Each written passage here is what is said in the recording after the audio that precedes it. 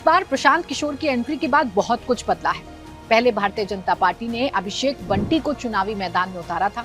अभिषेक बंटी चुनावी मैदान में उतर गए। उनके लिए बाकायदा बिहार के मुख्यमंत्री सम्राट चौधरी ने एक जनसभा करके वोट मांगने का काम भी शुरू कर दिया।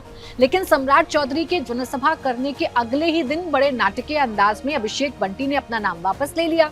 इसके पीछे उन्होंने पारिवारिक कारणों को वजह बताया, लेकिन माना यह जा रहा है कि चूंकि प्रशांत किशोर चुनावी मैदान में हैं, इसलिए अभिषेक बंटी को पीछे किया गया और नए उम्मीदवार नीरज सिन्हा को भारतीय जनता पार्टी ने मैदान में उतार दिया। इसके पीछे की एक कहानी ये भी है कि अभिषेक बंटी उस परिवार से ताल्लुक रखते हैं जो चारा घोटाले में कन्विक्टेड हैं। तो बीजेपी नहीं चाहती कि भ्रष्टाचार वाले आरोप या भ्रष्टाचार वाला नैरेटिव जो आरजेडी के साथ बीजेपी चिपका देती है, वो नैरेटिव बीजेपी के साथ भी चिपक जाए। इसीलिए अभिषेक बंटी का नाम वापस हुआ और नीरज सिन्हा का अगले ही दिन क्या उसी दिन कुछ ही घंटों में नीरज सिन्हा के नाम का ऐलान कर दिया गया। तो एक ये मनोबल जो है, मनोबल जीत या मनोवैज्ञानिक जीत या मनोबल किस तरीके से भारतीय जनता पार्टी का कमजोर हुआ, इसे इस तरीके से प्रशांत किशोर देख रहे हैं। विपक्षी दलों ने हमला करना शुरू कर दिया, प्रशांत किशोर ने हमला करना शुरू कर दिया और प्रशांत किशोर ने कहना शुरू किया कि भारतीय जनता पार्टी अपनी ही पारंपरिक सीट पर इस बार नजर नहीं आ रही है, कंफर्टेबल नजर नहीं आ रही। और इसके पीछे बहुत सारे तर्क हैं, एक एक करके वो तर्क आपको बताऊंगी। सवाल यही उठने लगा है कि क्या बांकीपुर सीट पर इस बार बीजेपी को अपनी रणनीति बदलने की जरूरत है। एक और बात देखिए, प्रदेश में जिसकी सरकार होती है, माना ही जाता है कि उपचुनावों में उसी पार्टी की जीत होती है।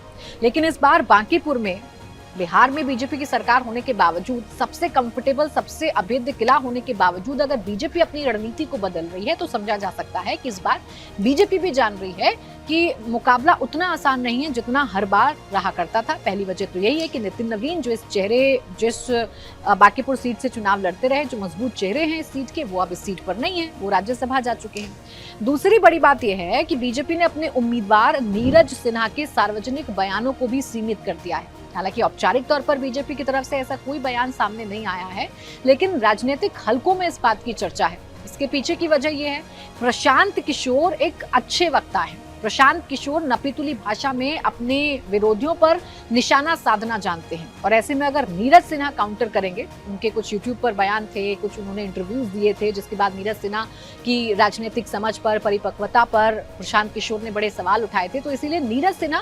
के सार्वजनिक तौर पर बयान देने पर पाबंदी लग गई है।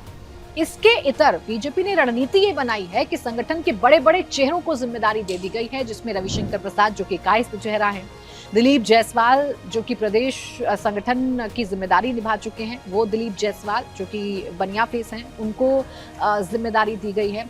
विजय सिन्हा जो कि खुद एक भूमिहार फेस है, उनको मैदान में उतारा गया है, उनको जिम्मेदारी दी गई है इस चुनाव को मैनेज करने के लिए।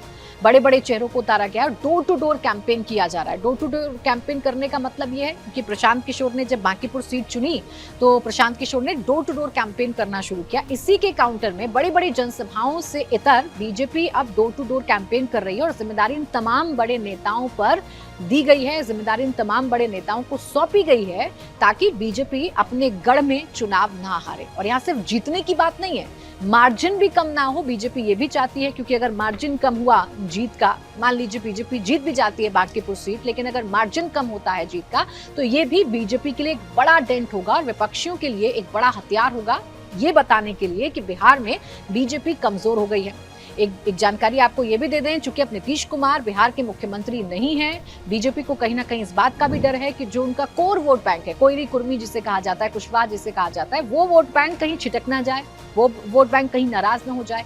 इसलिए कुर्मी नेताओं को भी मैदान में उतारा गया है। जेडीयू की मदद भी भारतीय जनता पार्टी ले रही है इस सीट पर चुनाव जीतने के लिए।